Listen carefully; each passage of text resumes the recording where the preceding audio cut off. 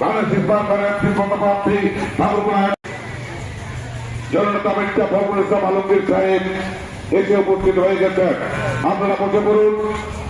আমরা এই পথসভার উনি মূল্যবান বক্তব্য প্রদান করবেন। যারা রাস্তায় দাঁড়িয়ে আছে বসে পড়ুন। যারা পূর্ববর্ষে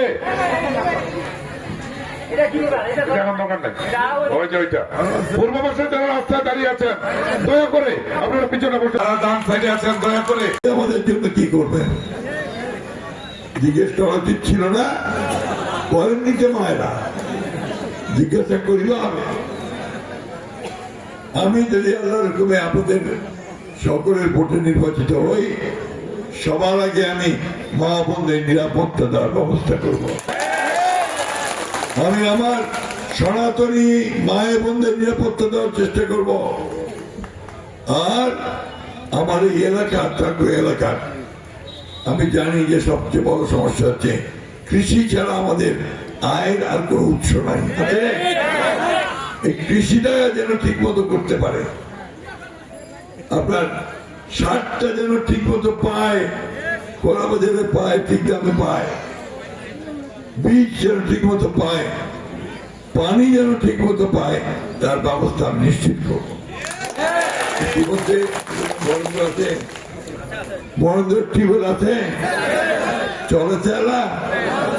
এই বন্ধের টিউবওয়েল কিন্তু আমরা নিয়ে আসছিলাম যখন 2001 সালে আমি মন্ত্রী হয়েছিলাম আপনার কৃষি, তখন সেই টিউবওয়েল গুলো কিন্তু আমরা চালু করেছিলাম। আমরা এখানে ভুট্টার আবাদ শুরু করেছিলাম, যে ভুট্টা দিয়ে এখন আপনারা কিছু টাকা ক্যাশ টাকা পান, তাই না?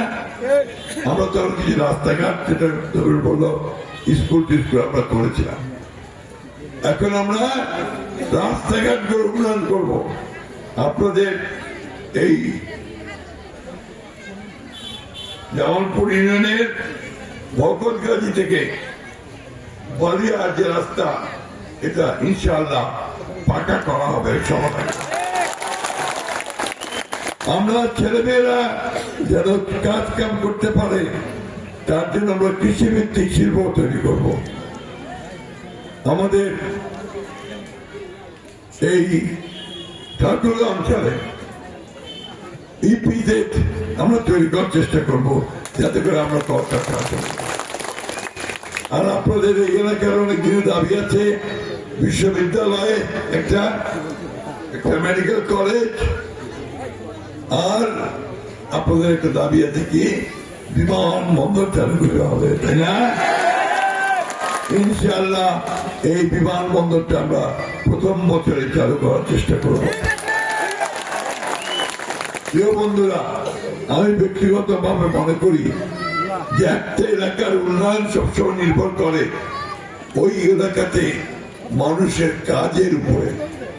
কৃষক যদি ভালো উৎপাদন করতে পারে, ফসলের ভালো দাম পায়, কলকারখানা যদি স্থাপিত হয়, ছেলেমেয়েরা যদি কাজ পায়, জিনিসপত্র যদি ঠিক বিক্রি করা যায়, ব্যবসা বাণিজ্য যদি ভালো করে চলে, তাহলেই আমার ইনকাম বাড়বে, আয় বাড়বে, তাই না? ওইটা না পারলে কোনো কিছু হবে না। সেই জন্য আমরা ওইটার উপরে জোর দেবো সবচেয়ে বেশি। আরেকটা কাজ আমি শুরু করতে চাই, সেটা হচ্ছে যে এখন পৃথিবীতে বিভিন্ন দেশে ওটাকে বলে আপনার আইটি টেকনোলজি আউটসোর্সিং করে কম্পিউটার যারা চালাতে জানে, তারা এই ডাটা প্রসেসিং করে তারা মাসে ঘরে বসে 2-3 লক্ষ টাকা আয় করতে পারে। এই কাজটা আমরা শুরু করার চেষ্টা করি। আর আপনার কারিগরি প্রশিক্ষণ কেন্দ্র করতে চাই, যেখানে আমাদের ছেলেমেয়েরা কারিগরি প্রশিক্ষণ নিয়ে মিডল ইস্টে চলে যাবে, গিয়ে টাকা পাঠাবে, তাহলে আমাদের এলাকার উন্নতি হবে। আপনার যদি কেউ এই এলাকায় কেউ গেছে কিনা আমি জানি না, আমার ছোয়ালা যাওয়া চায় না ভারত, ঠিক না? কিন্তু যারা বিদেশে যায় ওরা কিন্তু অনেক ডলার পাঠায়, ওই এলাকার লোকদের অনেক আয় হয়। তো আমরা সেই প্রশিক্ষণের ব্যবস্থা করব, সরকারি ভাবে যেন আপনার যেতে পারে তার ব্যবস্থা আমরা করব। ফলে আমাদের ছেলেদের চাকরির ব্যবস্থা হবে। আর আমাদের মায়েরা, তোমরা খালি বিএমএ পাস করলে চাকরি পাবে না, মেয়েদের কথা বলছি। নার্সিং শিখবে, প্রচুর চাহিদা দেশে বিদেশে সবখানে। আর আইটি পড়বে, তাহলে অনেক বেশি কাজ করতে পারবে, আই করতে পারবে। আমি তোমাদেরকে এটুকু কথা দিতে পারি যে এই ব্যাপারে সর্বাত্মক প্রচেষ্টার উদ্যোগ আমি গ্রহণ করবো ইনশাআল্লাহ।